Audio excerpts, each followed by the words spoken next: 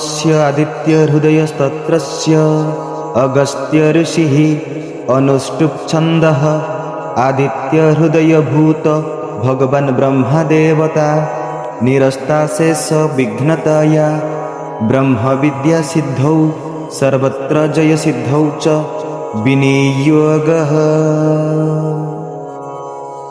ॐ भूर्भुवस्वः तत्सवितुर्वरेण्यं भर्गो देवस्य धीमहि धियो यो नः प्रचोदयात्।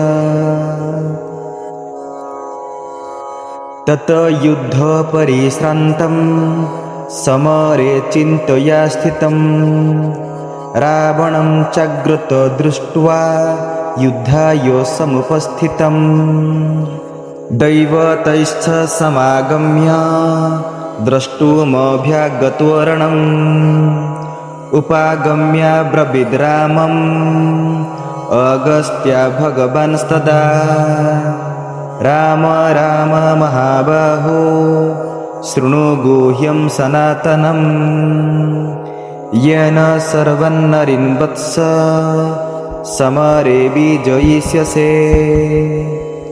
आदित्यहृदयं पुण्य सर्वशत्रुविनाशनम् जयावहं जपं नित्य अक्षयं परमं शिवम् सर्वमङ्गलमाङ्गल्यं सर्वपापप्रणाशनम् चिन्ताशोकप्रशमनम् आयुः वर्धनम् उत्तमम् रश्मिमन्तं समुद्यत्तं देवासुरनमस्कृतं पूजयस्व विवस्वन्तं भास्करं भुवनेश्वरम् सर्वदेवात्मको यश तेजस्वी रश्मिभावनः एष देवासुरगणान् लोकान् पाति गभस्तिभिः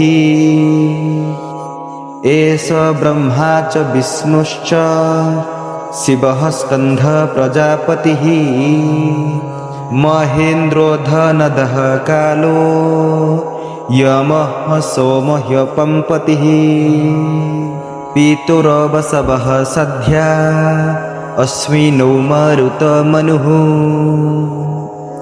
वायुर्विहिर्प्रजाप्राण ऋतुकर्ता प्रभाकरः आदित्यः सविता सूर्यः खगः पूषा गभस्तिमान् सुवर्णसदृशो भानु हिरण्यो रेता दिवाकरः हरिदस्वः सहस्रार्चिः सप्तसप्तिर्मरीर्चिमान् तिमिरन्मथमनः शम्भु स्त्वष्टा मार्तण्डकं सुमान् हिरण्यगर्भः शिशिरस्तप नुवहस्करो रविः अग्निगर्भ अदितेः पुत्रः शङ्खः शिशिरनाशनः व्योमनाथस्तमोभेदी ऋग्यजुः समपारगः घनवृष्टिरपं मित्रो विन्ध्यो वीतिप्लवं गमः आतपे मण्डले मृत्युः पिङ्गलः सर्वतापनः कविर्विश्वमहातेजा रक्तः सर्वभवद्भवः नक्षत्रग्रहताराणम् अधिपो विश्वभावनः तेजसामपि तेजस्वी द्वादशात्मन् नमस्तुते नमः पूर्वाय गिरये पश्चिमायाद्रये नमः ज्योतिर्गणानां पतये दीनाधिपतये नमः जयाय जयभद्राय हर्यश्वाय नमो नमः नमो नमः सहस्रांशो आदित्याय नमो नमः नमो उग्राय वीराय सारंगाय नमो नमः। नमः पद्मप्रबोधाय प्रचण्डाय नमोऽस्तु ते। ब्रह्मेशानाच्युतेशाय सूर्यायादित्यवर्तसे भास्वते सर्वभक्षाय रौद्राय वपुषे नमः। तमोघ्नाय हिमग्नाय शत्रुघ्नाय मितात्मने कृतघ्नघ्नाय देवाय ज्योतिसम्पतये नमः।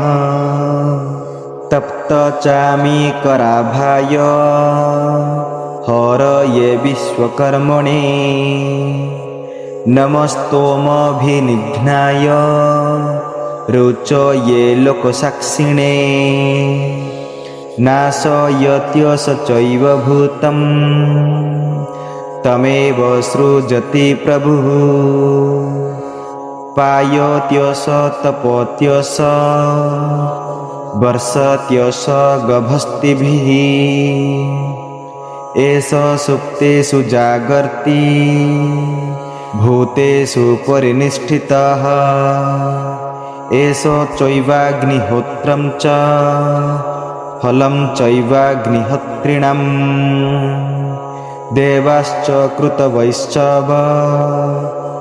क्रतूनां फलमेव च यानि कृत्यानि लोकेषु सर्वेषु परमप्रभुः एनमापत्सु कृच्छ्रेषु कान्तारेषु भयेषु च कीर्तयन् पुरुषः कश्चिन् नावसेदति राघव पूजयसैनमेकाग्रो देवदेवं जगत्पतिम् एतत्त्रिगुणितं जप्त्वा युद्धेषु विजयिष्यति अस्मिन् क्षणे महाबाहो रावणं त्वं जहिष्यसि।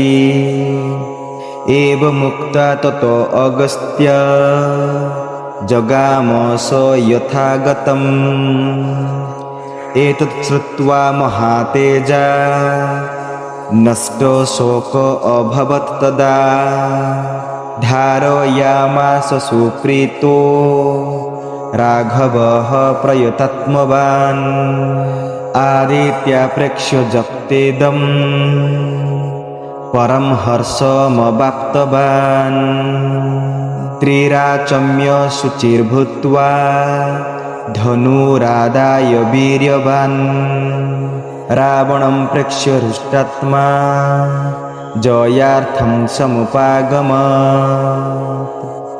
सर्वयत्नेन महता वृतस्तस्य वधे अभवत् अथ रवीरवदन्निरीक्ष्य रामं मुदितमनः परमं प्रहृष्यमाणः निशिचरपतिसक्षयम् विदित्वा सुरगणः मध्यगतो वचस्त्वरेतिः। इति श्रीवाल्मीकीये रामायणे युद्धकाण्डे अगस्त्यप्रोक्तम् आदित्यहृदयस्तोत्रं सम्पूर्णम्।